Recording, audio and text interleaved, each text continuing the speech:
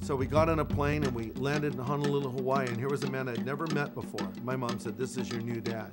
And I remember we went to his home. He was a very well-off person, very affluent. He had a little bar down in Waikiki called Davy Jones' Locker that was, it was sort of underneath a hotel. And behind the bar, there was this big window, and this window looked right into the swimming pool. So when the people were swimming around, the people would sit at the bar and watch them. And I remember I'd hang around the bar. I'd talk to the locals at the bar. Once again, Greg found peace and an escape from an out-of-control life in the world of drawing. Greg would sit at a nearby table with a drawing tablet. Pen in hand, he'd retreat into his imaginary world where he could escape from his mother's life of fractured relationships and constant moves.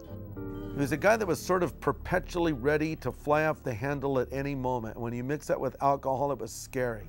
One night they were fighting, screaming, yelling, and I heard a loud noise and a thud, and I went out, and there my mom was lying on the floor with blood coming out of her head, and he was holding some little wooden statue he'd hit her with. And he said, "You go back to bed.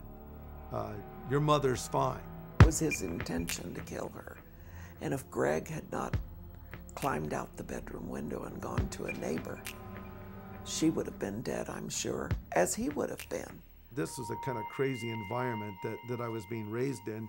So in a way, I would be happy when I would be taken away from her to be in a more stable environment, but I wanted to be with her at the same time. So it was that was a lot of turmoil for a little boy to go through. So I thought there's got to be something more. And it got me on a search very early on in my life.